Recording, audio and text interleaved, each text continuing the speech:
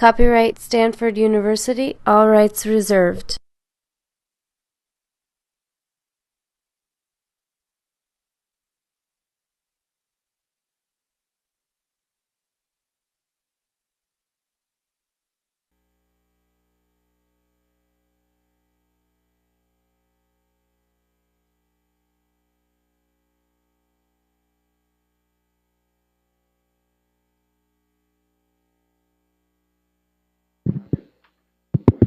So we're going to get started.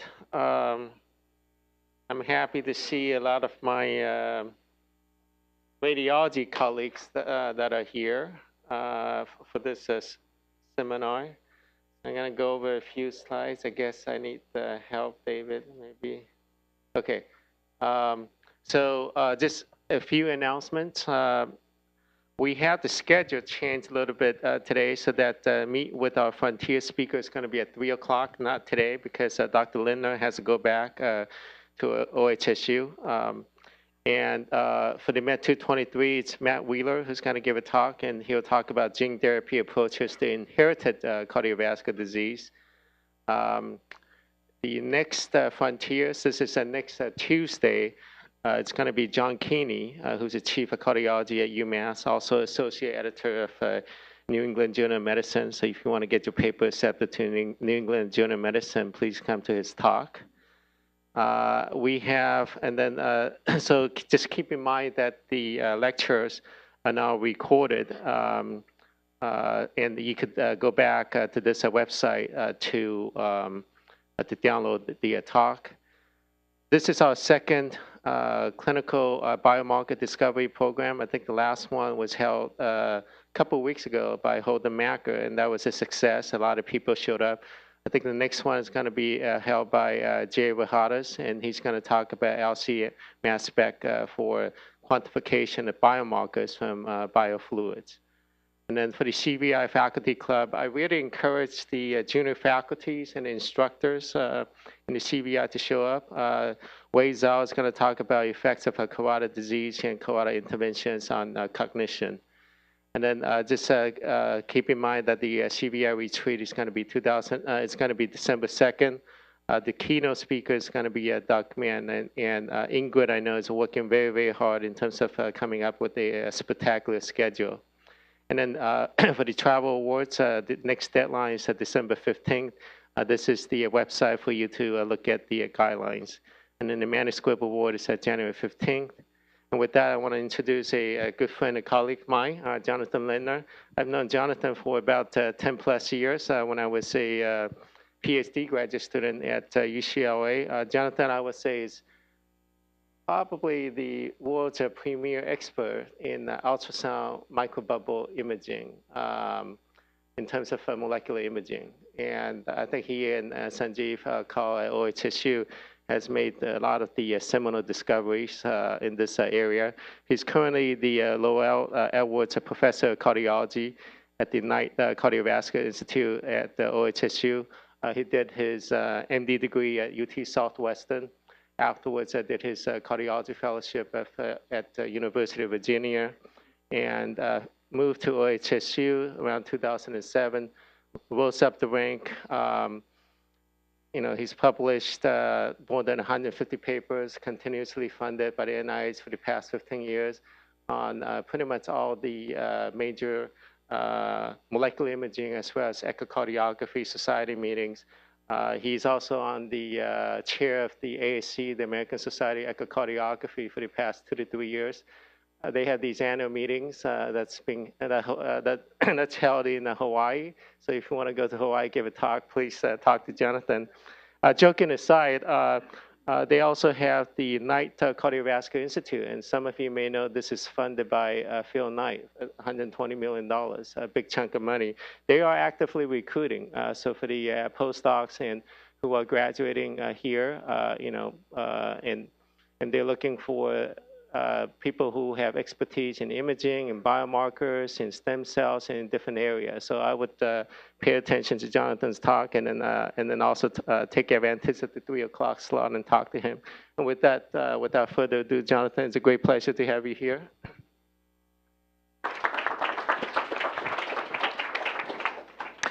Thanks, Joe. I appreciate the introduction. Yeah, the Echo Hawaii job really has made me a pretty popular fella.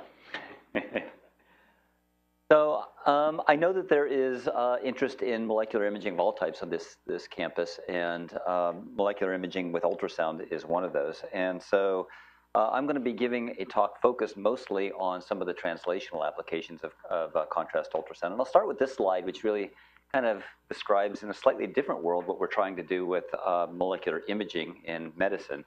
And this is a picture from the Hubble telescope of a twin quasar, so two twin quasars side by side through here. And it wasn't until we actually were able to put advanced optics into space beyond the distortions provided by our atmosphere that we were able to tell that, wait a second, the temporal and the spectral characteristics of these two things were too close, that this was actually the exact same quasar. And what's happening here is there's something called gravitational lensing. There's an intervening galaxy here, which is kind of pooling light around the galaxy and producing the image of two different quasars. And I use this as an example of what we try to do, because this is not just an important making better pictures. So in other words, seeing the quasars more clearly, understanding what's going on, but it actually adds unique insight. This is one of the few physical demonstrations of Einstein's law of relativity. Gravitational lenses was one of the physical principles by which you can prove that theory. And so most people in this room probably already know that molecular imaging is really geared towards the same thing, which is not just making prettier pictures, but actually gaining new insight by using the images. So in cardiovascular medicine, there's been a lot of advances in imaging. We've been able to do a lot of things to evaluate structure better. That's mostly spatial resolution, some temporal resolution as well. We're making lots of advances in function, essentially looking at cardiac function in new ways. Strain is one of those ways, although for anybody who wants to go back to the real seminal articles of the 1960s, strain is not new at all. It's actually a very old concept in myocardial function. And then better ways of looking at metabolism and perfusion, co-registration, better correction algorithms, all these types of things. So most of these advances in structure, perfusion, function, metabolism are based on slight modifications of what we already have. So improvements. Molecular imaging, for those of you who are using it in different fields, know that what we're trying to do is to gain very unique insight into pathobiology and into therapy by using unique skills. So I really don't, this is going to be a luxury for me, which is I can go probably pretty quickly over a lot of my molecular imaging slides to this type of an audience. But did I do that? Can I correct it? I'm an imager. I have to have a dark room. I'm actually a clinical echocardiographer, so if I'm not sitting in a dark room with like a cup of coffee and a cigarette, I'm not a cigarette, but yeah. So these are just four of the ways that molecular imaging is carried out. Most commonly, you put something onto a contrast agent to make it behave differently. You can take advantage of cellular retention or uptake into cells. Even clever ways of having tracers activated by the thing that they're targeting, or endogenous signal characteristics. That's mostly in the field of MR. All kinds of different contrast agents have been used for number one and number two, and they really fit with all the different imaging modalities that we have available to us. So when talking about modifying contrast agents to meet a new demand to do molecular imaging, every player that's out there has had a whole slew of different contrast agents to achieve those goals. And in contrast ultrasound imaging, there is no difference. We actually have ways of modifying our contrast agents to do the same thing for molecular and cellular imaging. So what are our contrast agents? Let me just out of curiosity, how many people here have heard kind of a substantial amount about contrast ultrasound and know what it's about? Okay, so a goodly amount. So for those of you who haven't, essentially contrast ultrasound is based on receiving the acoustic characteristics of vibrating microbubbles. So a microbubble is about 5,000 times more compressible and expandable than a cell in an ultrasound field. Ultrasound is just pressure waves that come at you, and during the pressure expansion compression, the bubble does the same thing. And we do all kinds of clever things to try to receive the bubble signal. So a lot of the newest imaging modalities that are geared for improving signal to noise are all based on looking at what's called the nonlinear signal. Nonlinear meaning the volume or diameter of the bubble is not linearly related to the acoustic pressure. And what that does is it produces all these different harmonic peaks coming from the bubbles, It also produces a lot of the newer systems are actually geared at looking at the non-fundamental component or the nonlinear component at the fundamental frequency, which is much stronger than at the harmonics. But this is essentially what we try to do with a bubble in order to receive its signal. And if we do this hard enough, we can also destroy the microbubble.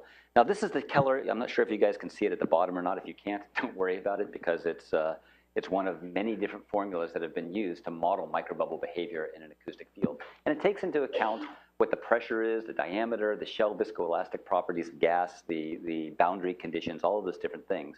And people have spent their lives, and it's a worthwhile pursuit, but people have spent their lives trying to model microbubble behavior in an acoustic field based on Rayleigh-Plesset derivations like the Keller-Mixus equation. Forget them.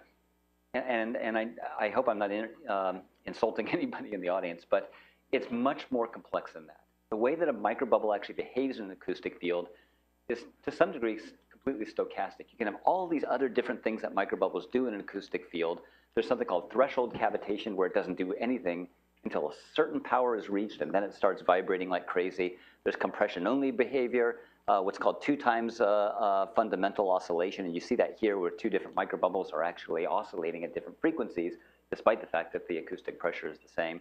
Shell buckling, where the shells will actually fold upon themselves during compression phase, lipid rafts during expansion phase, all kinds of stuff. Free microbubble release, changes in viscoelastic properties of the bubbles as they compress versus expand. One of the things that we do in our laboratory is we make actually essentially a bubble that's made out of wax, and it turns into liquid as you're acoustically activating them. So there's all kinds of different things that these bubbles do. It's incredibly complex, and trying to model it is very difficult. So all we do is we use the technologies that are given to us to listen back for signal to noise of microbubbles and get the strong signal, and it tends to work no matter which of these processes is going on. Now, the one thing that we do know a little bit better is the microvascular behavior of microbubbles. So these things are generally encapsulated. They're composed of gases made of high molecular weight to keep them nice and stable. And most of them are under 5 microns in diameter. So most of the clinically available agents are somewhere around 2 microns in diameter. And because of that, they behave just like red cells in the microcirculation. So is there any way that I can go down a little bit on this? I'm not sure if it's, this is projecting real well, but this is intravital microscopy. I've just labeled some of my microbubbles with a fluorophore. This is about a 15 micron arterial. Here's a collecting venule capillary bed. And you can see these things behave just like red cells in the microcirculation. As you can see here, the velocity profile of labeled red cells and of microbubbles are very nice along a broad range of different microvessels. And because of that, we can use them as perfusion agents here. This is a patient having an acute MI where there's no bubbles getting into the apex of the heart. All the golden stuff in the myocardium is the bubble signal. Here's the leg, the hind limb of a mouse. And so here we're imaging it in long axis. And everything that is tissue can be dropped out. So we have ways of nulling signal, just like an MRI. Get rid of the tissue signal and just see the bubble signal. And we destroy our microbubbles with a very high pulse that makes them oscillate like crazy, destroy them. And then they come whooshing back in, so we get a little microvascular angiogram, and then the capillary signal takes over. And we can quantify perfusion. That's the standard use of these microbubble agents, but of course with molecular imaging, we have to make them do something differently. And so we stud the surface of them with ligands. Okay? So this is different than SPECT imaging. This is different than PET imaging. This is different from a lot of forms of imaging in that what you've got is a multivalent large particle where you're trying to do essentially biomimicry. You're trying to make this bubble behave kind of like a platelet. A bubble is about the same size as a platelet. We put about 50 to 75,000 ligands onto the surface of each 2 micron bubble. And so what we do is we generally also do biomimicry by putting our ligands at the end of a very long molecular spacer. So this is an example of a microbubble that we developed about 6 years ago, 6 or 7 years ago. It's a p-selectin targeted microbubble with a recombinant human PSGO1 on its surface. We've got other p-selectin and VCAM and ICAM and all kinds of different targets. So it's a very malleable platform. And what happens is these things, instead of passing through freely, will start sticking to their intended target. So here's an example of a cremasteric venule. I've made it ischemic for 5 minutes and then reperfusion. You can tell it's ischemic because I have all these leukocytes that are rolling along the endothelial cell surface. And lo and behold, 5 minutes after injecting in my microbubbles, you can see all these fluorescent microbubbles not passing through like that other image, are actually stuck to the endothelial cell surface. And so this is how we go about doing targeting with our microbubble agents. And we play around a lot with these formulations. We've looked at different shell compositions, the length of the pegs, different ligands that are catch bonds versus other types of interactions. So there's lots of things that you can kind of do to change the characteristics of these bubbles. And the reason why you kind of want to do it in my field, which is cardiology, is sometimes you want to actually do molecular imaging in high shear vessels. Okay? If I want to look at a carotid artery, if I want to look at a coronary artery, if I want to look at an aorta, I've got to have an agent that is able to withstand shear. Okay? And if you actually do the modeling, if you actually go through and do a bunch of, we use a lot of flow chamber studies to look at whether or not bubbles are sticking to their intended plated targets. If you just looked at steady state shear, you'd say there is no way in heck that my agent can actually withstand shear. It's not going to catch and stick in high shear. But in actuality, in large vessels like coronary arteries, carotids, or even the abdominal aorta and thoracic aorta of a mouse, flow is pulsatile, shear is pulsatile. So shear actually comes down to a low enough level that these agents are able to latch on and then hold on with dear life, okay, and not detach away once they have adhered. So this is essentially the number of microbubbles at a very high shear rate, 8 to 12 dynes per centimeter squared. Nothing, after 5 minutes, nothing sticks. But as soon as you go and introduce a half a second of a pause, they stick and they stay there. Another half second of a pause, another half second pause. And so essentially what happens is the on rates of these bubbles are slow enough that you need low shear, but once they're on, the off rates are very low. So they hold on for dear life once they're on. Now, the other thing to kind of consider before we start going into the use of some of these things is the signal that comes from the bubble. I told you how complex it is. Well, it becomes even more complex when you've got a bubble that is attached to something. So the way that I get my bubble signal is to ring it. I make it oscillate, I make it wobble, and produce an acoustic signal. And it turns out that if I have a bubble that is, in the worst case scenario, phagocytosed. So these are some studies that I did with Paul Dayton, probably about 12 years ago, where we actually had bubbles. These are called streak images, which are laser images of bubble oscillation in an acoustic field. Okay? This is a free bubble. This is a phagocytosed bubble. We actually do see in that kind of a situation damping of the acoustic signal, a slight change in the frequency. The frequency actually goes up a little bit, like you'd expect with a stiffer bubble. It turns out that if you've just got a bubble that's hanging on to something, you really don't dampen its signal at all. So if we don't take phagocytosed bubbles, but just bubbles that are stuck to cells, the acoustic signal when we ring these things, either with low acoustic power or higher acoustic power, is at least equal to that of completely free bubbles. And as a matter of fact, it can even be higher than free bubbles. And we kind of know why that is as well, which is, it turns out, if I inject a bubble into a human, as it's circulating around, it slowly deflates. It does lose its gas volume, okay, very slowly. We put in high molecular weight gases like decafluorobutane, octafluoropropane into these things to make them stay as bubbles and keep the gas from diffusing out. But it still diffuses out slowly. If you actually take a bubble and you stick it onto a cell, it turns out that it doesn't lose its gas volume. And the reason for that is attachment decreases surface tension on the bubbles. And if you decrease surface tension, you actually don't deflate the bubbles naturally in the blood pool. All right, enough of the background of bubbles. Okay, I went through that pretty fast. I'll slow down a little bit. If anybody wants more information on bubble physics and physiology, just let me know. This is kind of the world of research with targeted imaging, molecular imaging with microbubbles. And it really can be summed up in taking something from the scale of technology down to the scale of medicine, okay? So I've got things kind of weighted of whether they're more kind of for technophobes or for people who are really looking at something that's going to help patients. So on the technology side of things, new ways of detecting bubbles. I know you guys have a very productive photoacoustics program.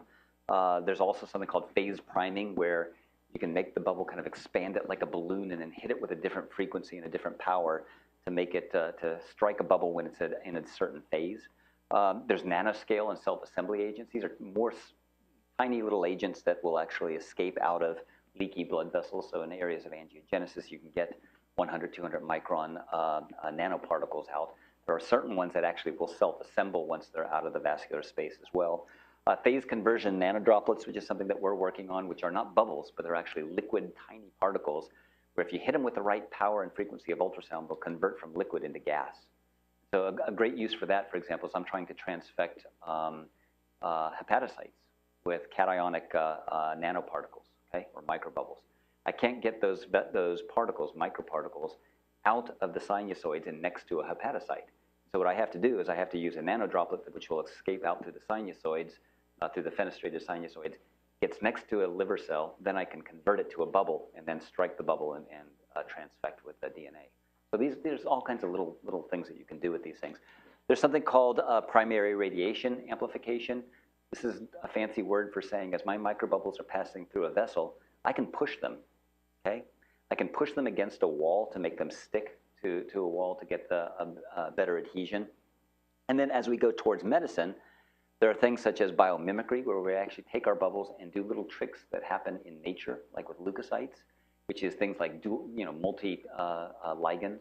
So making a ligand that will make a bubble stick in very high shear, roll, and then adhere, or producing tether arms, which can withstand shear force much better.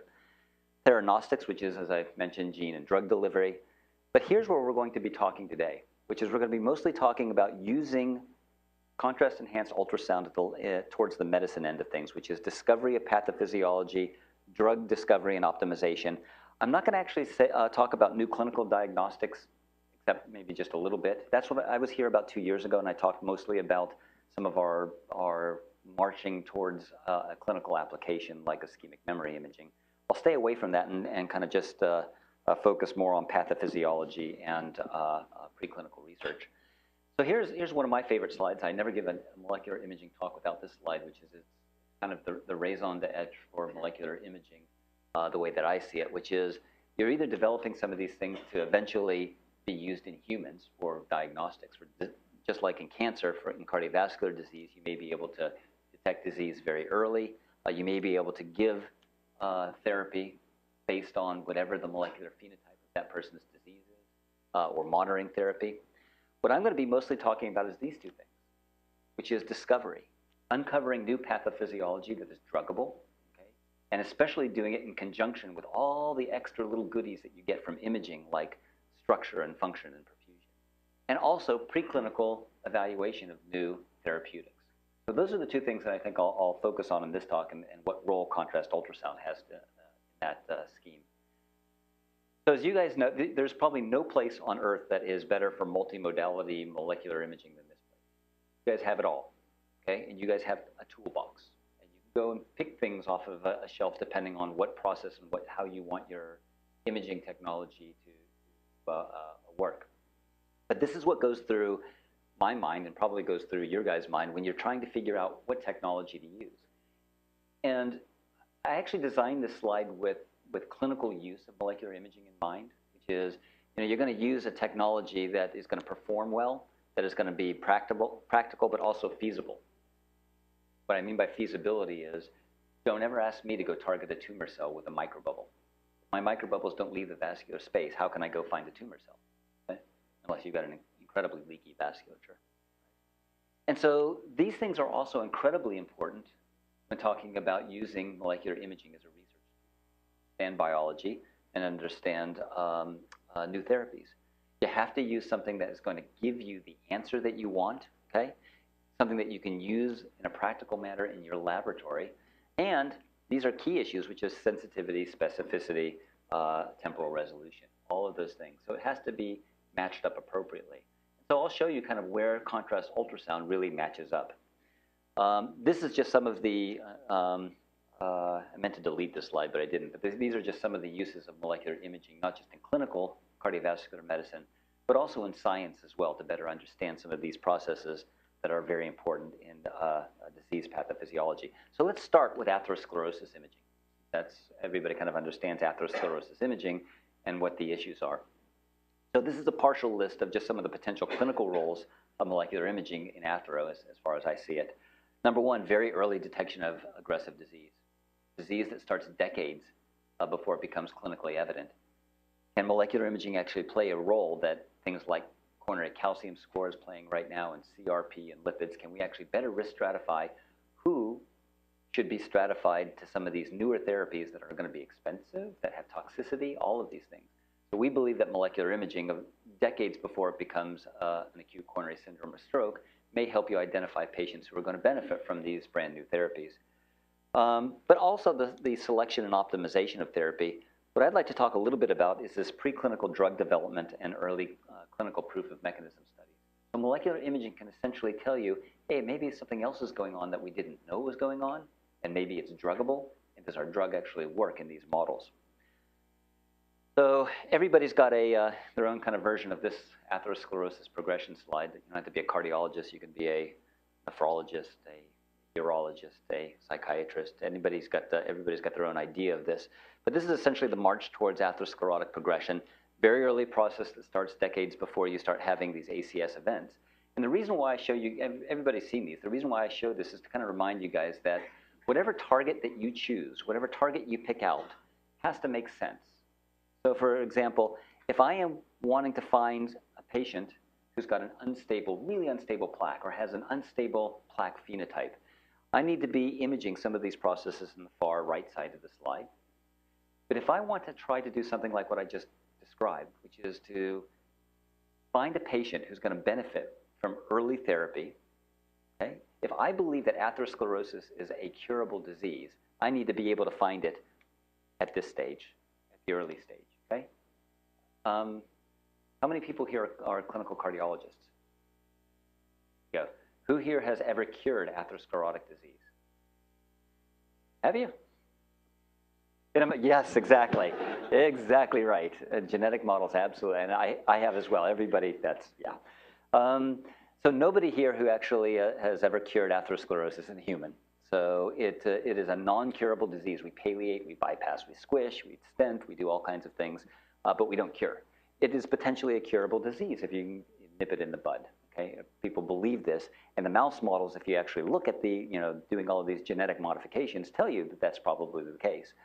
So if you're going to be able to find early atherosclerotic disease and pick out the people who are really going to need really aggressive therapy with kind of cutting edge stuff, you need to be able to image something at this stage of disease. And I actually made this slide last week after hearing Sam Gambier was up at OHSU talking. And he's got a slide like this on cancer, talking about how you want to kind of find cancer at a curable stage and take care of it. Same thing happens with atherosclerotic disease. It's just a matter of, instead of months or years, it's decades. But essentially what we have the possibility of doing is not just identifying those patients who have really unstable plaque that are going to develop ACS, but to actually identify people who are going to be in one of these couple of categories long before they become in those categories. Okay? And so that really relies on our ability to find certain tracers of atherosclerotic disease that are part of the initiating process, part of the process that starts atherosclerosis and leads to its rapid progression. We do have something out there to look at this. So most of you guys know PET, FDG PET is essentially a blunt marker of vascular inflammation. And it can find vascular inflammation, but it can find vascular inflammation well in advanced disease. I have yet to see a study that really convincingly tells me that it can actually find the early to mid-stage atherosclerosis. It is much better for finding well-established and very unstable disease. If you're going to look early or look for mid-stage progressing disease, there's a couple of things that you can look at, and FDG PET probably just doesn't have the sensitivity for doing this. So some of the things that I think about really of detecting the, I'll call it the pre-atherosclerotic phenotype, are things like early oxidative lipid entry into the wall or just oxidative stress, and endothelial activation, endothelial cell adhesion molecule. These are the adhesion molecules that come out on the endothelial cell surface that essentially catch the leukocytes, the neutrophils, the monocytes, certain types of lymphocytes, and bring them into the vessel wall as part of the inflammation injury hypothesis of atherosclerosis. So a couple years ago, we actually published that this is possible, and it's possible with endothelial cell adhesion molecule expression. So there have been many studies leading up to this one from our lab and from other labs saying it's possible to find end-stage disease. It's possible to find beginning-stage disease.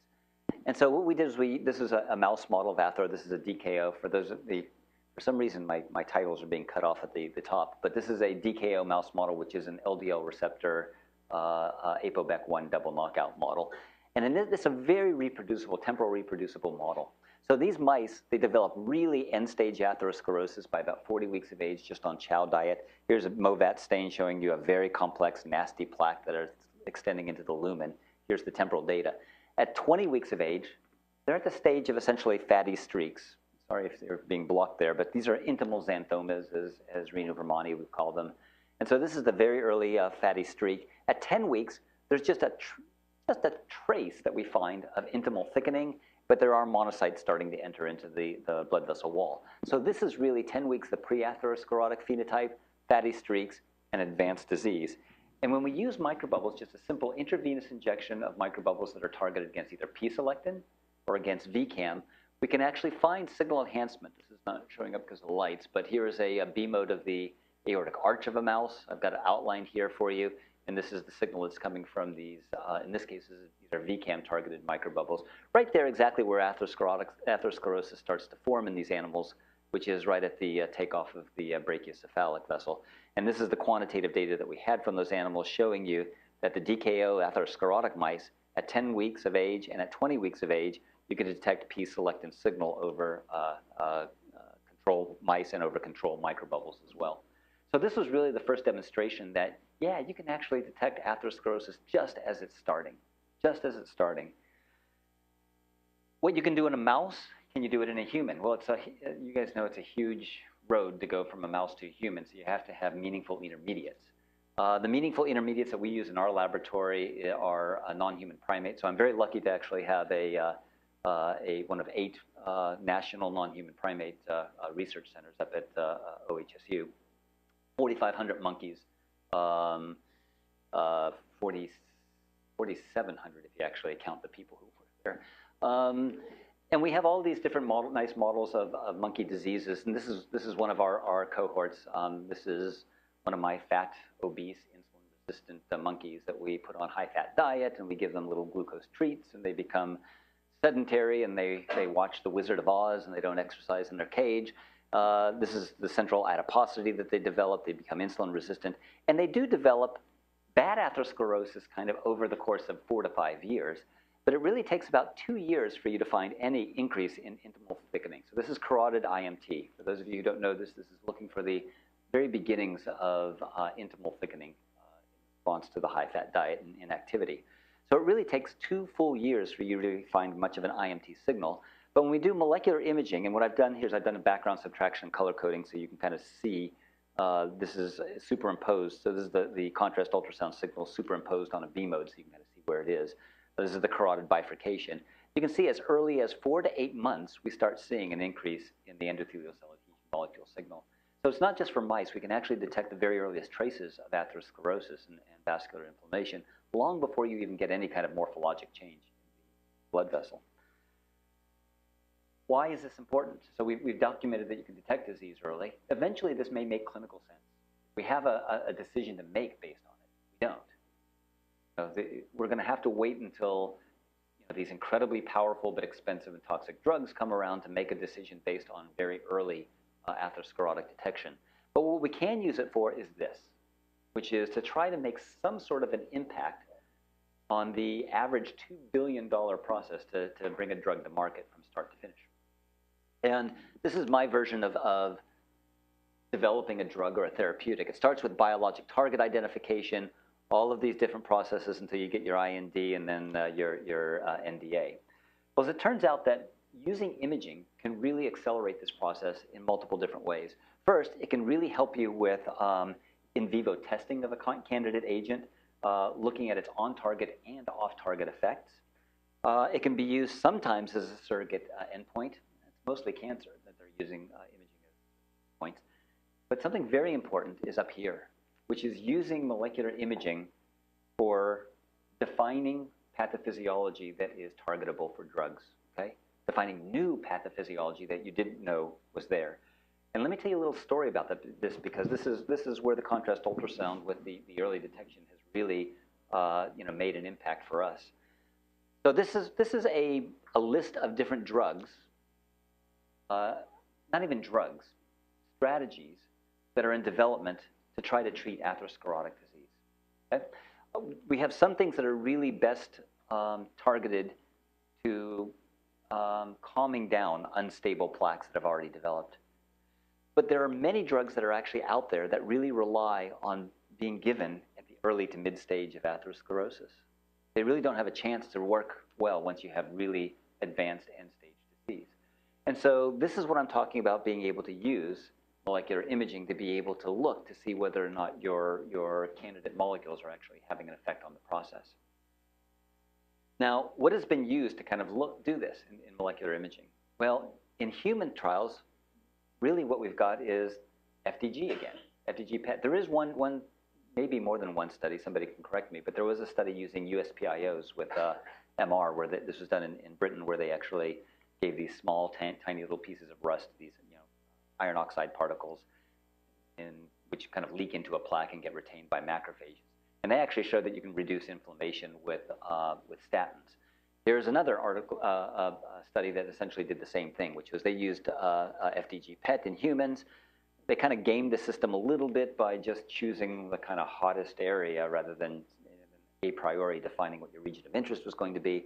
And they showed that, sure enough, if you gave high dose rather than low dose statins, that you actually had a better effect to reduce the FDG signal. So once again, this is kind of end-stage disease. But the most important thing is, look at this. This is your LDL lowering. You already kind of got a biomarker to show you what you're doing with a statin, which tends to track with the amount of lipid lowering.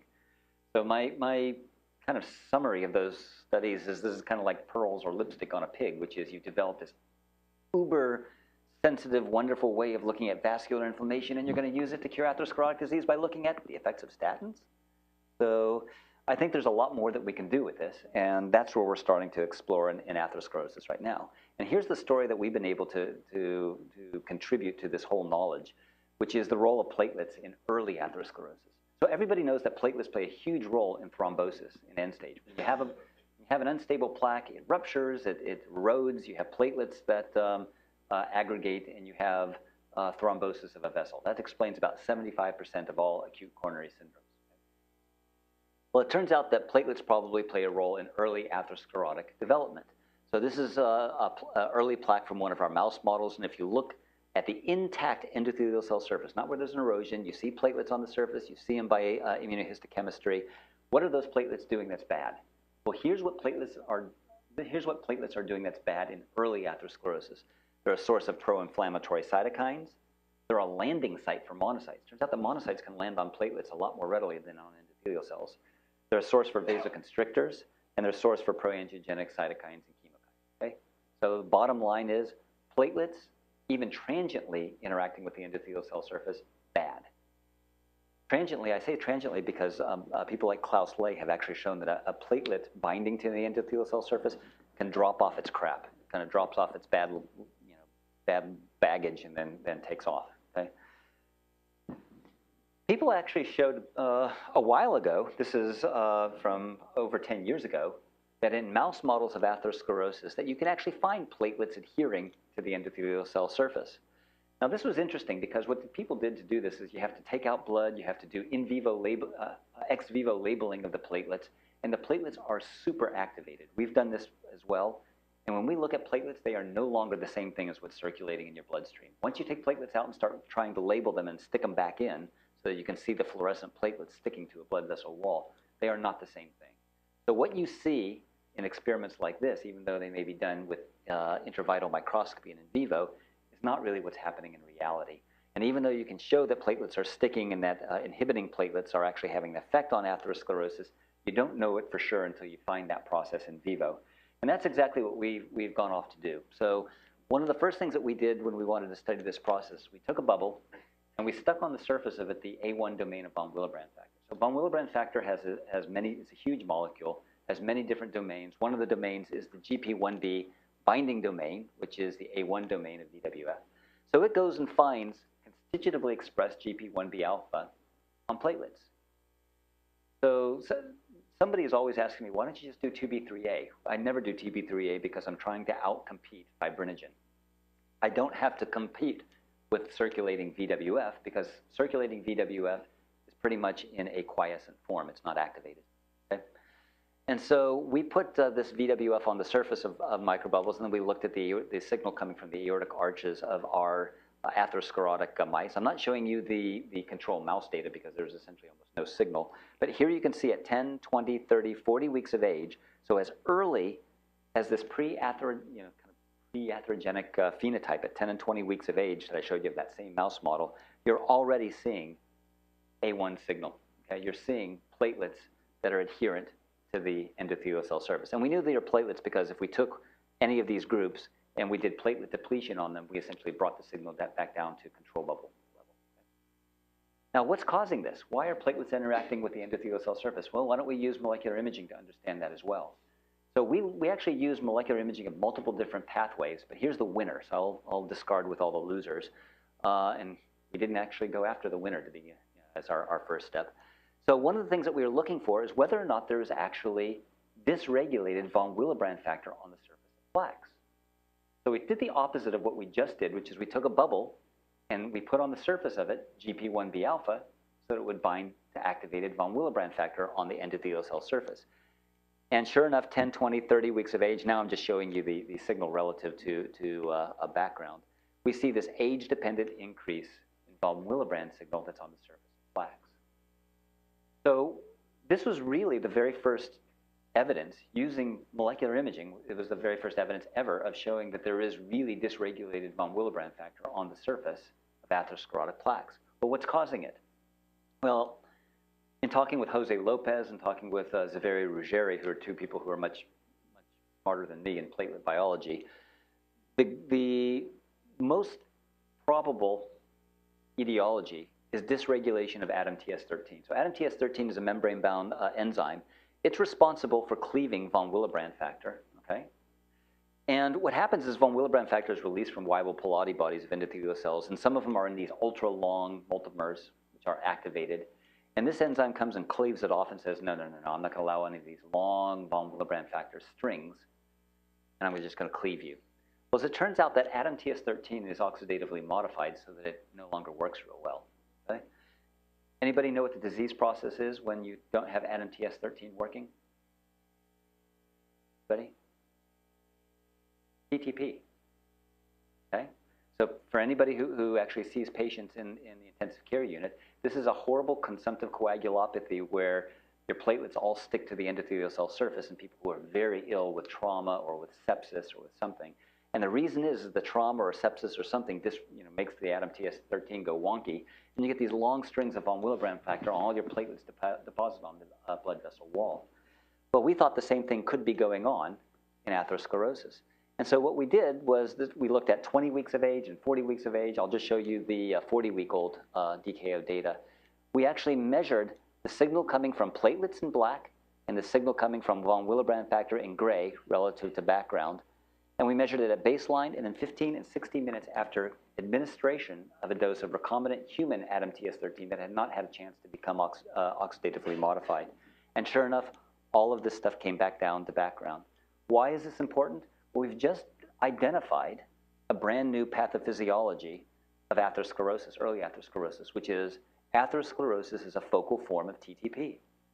There is oxidative dysregulation of ADAMTS13 on the surface, and because of that, you get these platelets sticking. And when we actually did, when we do immunohistochemistry, we can actually find platelets sticking to the blood vessel wall. But when I ended up taking these atherosclerotic aortas and putting them in a flow chamber and sending in GP1B alpha nanobeads, so things that will actually find VWF, we see these long strings. I don't have the movies, but they kind of wave out there in space. So in shear, you can actually find that indeed there is dysregulated von Willebrand factor that are on these long dysregulated strings on the plaque surface. And the reason why this is important is we've now gone after the oxidative stress that's causing this. So these are some data showing the same murine models where we have treated them, my title is gone here, but we treated them with an NADPH oxidase inhibitor. So we essentially gave an incredibly powerful antioxidant that decreases the oxidative stress that originates from endothelial cells and muscle cells besides leukocytes. And what we found is that the molecular imaging signal for inflammation goes down. So this is a 40-week animal. This is 30-week, 40-week. So an age-dependent increase in P-selectin, VCAM, GP1B alpha signal. You give this antioxidant from between 30 and 40 weeks of age, and you get this dose-dependent decrease in inflammation, in platelet adhesion, in plaque size, and plaque inflammation, monocyte infiltration. So this is essentially using molecular imaging information to be able to come up with new targets. I'll finish up with just a little bit of story of what we've done with in the field of angiogenesis and cell therapy. We haven't done nearly as much as probably most people in this room, but we think that we have a role to play in this. So everybody kind of knows what cell therapy is and why we use it for cardiovascular disease, mostly for quote-unquote regeneration of dead heart muscle or for vascular remodeling. Joe, this is your slide. So I borrowed your slide and I modified it because you left out microbubbles and CT nanoparticles. So there you go. So one of the things that you can do with molecular imaging is you can label the stem cells so you can see where they are they surviving. So all of these different techniques have their advantages and disadvantages. Probably the best approach, if you want to actually see whether or not a cell is proliferating and staying in some place, is what you guys have developed with putting it into the genome with the HSVTK system. That way it goes with the dividing cells and all that kind of stuff. So yeah, you can use molecular imaging to trace stem cells, and you can use, this is what I like to call a technical tour de force of imaging in stem cells. This is, was this Marcus Schweiger's group? I think is where this came from, yeah. So this is using imaging in all of its different forms. This is kind of playing around with imaging. So they did perfusion imaging in a pig model of infarction to see the perfusion defect, delayed enhanced GAD on CMR, electropotential, and then using the PET tracers to determine where the stem cells are, whether or not they're surviving, which they weren't. And then using optical imaging to figure out, hey, they're not here, where'd they go? Well, they went into all of these splanchnic organs, so they chopped up the pig afterwards and looked at the liver and spleen and found all the stem cells in there, and then had a barbecue. But molecular imaging is just beyond figuring out where your stem cells are and where they're migrating to and whether they're surviving. So this again is from your guys' work here at Stanford. And wherever I go, I use many more of your slides, believe it or not, than I've got in here. And the reason I'm not showing you all of your slides because why bother with that?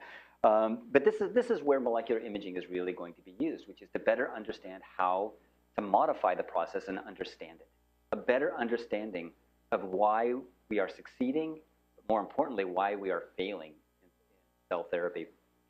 So this is data from you guys showing that you can really predict what animals are actually going to respond in terms of improving their EF by actually just a very simple thing, which is, well, doesn't it make sense that the more stem cells that I have surviving for a longer period of time, that they're going to actually have some sort of a beneficial effect?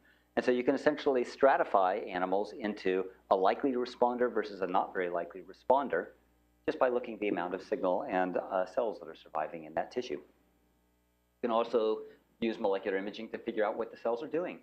So for example, this is using two different reporters, a red and a green optical reporter, to see are your cells alive, which is essentially the red fluorescent marker, and whether or not these MSCs have assumed an endothelial phenotype, which actually comes later after injection here by about day 7 to 15. So this is using molecular imaging to better understand not just where your stem cells are, not just whether they're alive, but are they starting to do something like transform? Are they starting to have an effect, okay? Our laboratory has been quite interested in actually the paracrine effects of stem cells. So I don't need to explain that to you guys. Essentially, you guys know that stem cells are not always the building blocks of new heart muscle or new blood vessels. They're actually the architects. They come in, they tell everybody what to do, and they're gone. At least that's what we believe is a lot of their effects. And the stem cells are just chock full of all kinds of factors that have effects on all kinds of cells that are in the heart to do all kinds of different things, including vascular remodeling, metabolism changes, protection, ventricular remodeling, all of these things. And you've got to, if you're in a place like Stanford or in a place like Ralph Weisletter's group, you have a toolbox of things to be able to use to understand the paracrine effects of stem cells, whether you're interested in proteases or the angiogenesis that's going on, or the matrix remodeling, all of these different things. I'm not lucky enough right now. You know, we're just now building our cyclotron, and I just bought a micro PET spec CT scanner and all that kind of stuff. Right now, I've got one thing, two things. I've got optical imaging and I've got my contrast ultrasound. But that doesn't mean that we can't have an impact, okay? So this is what we've been able to contribute to the angiogenesis, the cell-mediated angiogenesis story. So this is a 3D hind limb of a mouse. It looks like a ham. It is a ham. It's the proximal leg of a mouse. And the nice thing about ultrasound is we can pick and choose whatever plane that we want to image. So here's this plane right through here that's spinning around maddeningly. And we can choose whatever muscles that we want to study, in this case right there, the proximal hind limb adductor muscles. And the nice thing about contrast ultrasound is in about 3 minutes, I can do perfusion imaging. So I can look at perfusion and tie off, ligate the inflow iliofemoral system and see an immediate reduction in blood flow. So here is about a 85% reduction in perfusion in these legs. These are in seconds, our perfusion imaging curves that we can quantify. And what we can do is we can pair that perfusion information with a bunch of other things. So the first thing that we can do is we can produce these ischemic models. We can inject in stem cells that are mixed with bubbles so we know exactly where we've injected. So in one sitting, I've measured perfusion, and I've seen where I've injected my bubbles by just co-mixing them with where I've injected the stem cells, just by co-mixing them with bubbles at multiple different layers. I can then figure out how long my stem cells are lasting. So in this case, these are MAPCs, multipotential adult progenitor cells from Atherosclerosis. And so here, this is on a log scale. Essentially, most of these cells are gone by about a week. This is 7 days down through here. And yet, I see with my perfusion imaging, this is baseline, producing ischemia and injecting either with saline, these MAPCs, or just nothing. And you can see this more rapid and complete recovery of blood flow in the ischemic leg, a marked increase in microvascular blood volume, which we can quantify with contrast-enhanced ultrasound. But this is where molecular imaging comes in, which is the ability to tell why. If the stem cells are gone by day 7, why do we have this rapid and sustained increase in blood volume and blood flow? And we've paired this up with some other knowledge which we've gained with intravital microscopy. So some experiments that we did very early on is we produced ischemic cremaster muscles. Not very nice being a male mouse in my laboratory, but yeah, we produce ischemic cremaster muscles. And we inject in these fluorescently labeled MAPCs. And what we find is these MAPCs, these two things are paired. You can actually see these MAPCs come and assume a perivascular location. Here I'm kind of meandering around. You can see this is a arterial. And you can see all of these stem cells that over the course of about 2 days have crawled in from an intrascrotal injection, crawled into the cremaster muscle and assumed all of these perivascular locations. And the interesting thing is wherever we saw a big number of stem cells in a perivascular location, we saw a bunch of monocytes and neutrophils adhering to the vessel wall and diapedesing out.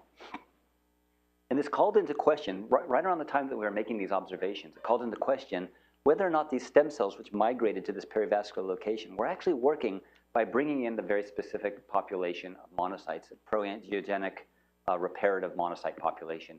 You can call it M2s if you want. You know, people call them M1, M2s. There's all kinds of different names you can give them. The bottom line is there's many different types of monocytes. And there are markers that you can use to find specific populations that tend to be beneficial in wound healing and angiogenesis, and the M2 population is one of them.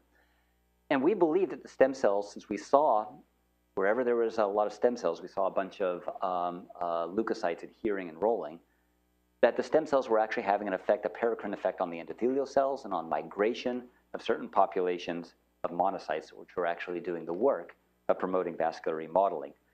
We first proved the monocyte hypothesis by simply doing histology. This is in day 3, 7, and 21 after injecting in the MAPCs in black with the controls. This is the number of monocytes, huge number of monocytes. The total number of leukocytes in tissue was the same, but a huge proportion of them were monocytes, okay? And this is the number of sections actually staining that actually had monocytes in them. When we actually went back to our intravital microscopy to actually see what was playing a role in making these leukocytes roll and adhere in tissue that we'd injected in the stem cells, we injected in RB4034, which is an antagonist to P-selectin, and lo and behold, look at all this rolling. It's pretty much gone, okay? So we had an inkling of information that the stem cells indeed were working through some sort of an increase in endothelial cell adhesion molecule expression, ICAMs, VCAMs, lectins. And so we've gone through systematically looking at the endothelium using molecular imaging with contrast ultrasound. I use this technique because I have a pure intravascular tracer. I know that my signal is coming from the endothelial cell surface. The other thing is it only takes me 8 minutes to do this. So I can actually take a single mouse, inject in a P-selectin targeted bubble, image it, destroy it, and then go in with my VCAM bubble, etc. So kind of one after the other.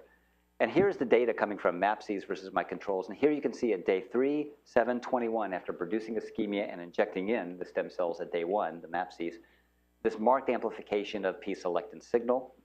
Okay, this is kind of what this looks like. This is the short axis of the mouse legs. We're looking at all the P-selectin signal into there. And more importantly, we took bubbles and we targeted them against the pro-angiogenic monocytes. If you pair it up with immunohistochemistry, I mean, anything that's green here is the arginase, which identifies these pro-angiogenic monocytes. These are the yellow are the MAPCs that we pre-labeled.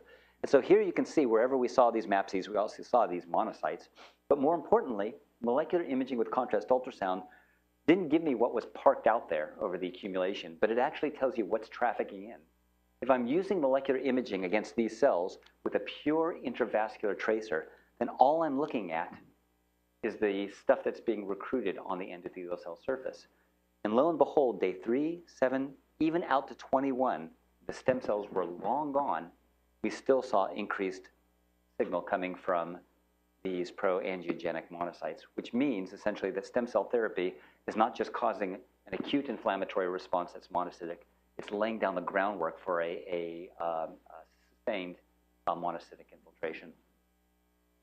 I'll just finish up with 2 slides, which is when you do this kind of stuff, it leads you down very interesting paths. So, oh, we can do molecular imaging of angiogenesis, okay, and of monocyte roles in angiogenesis.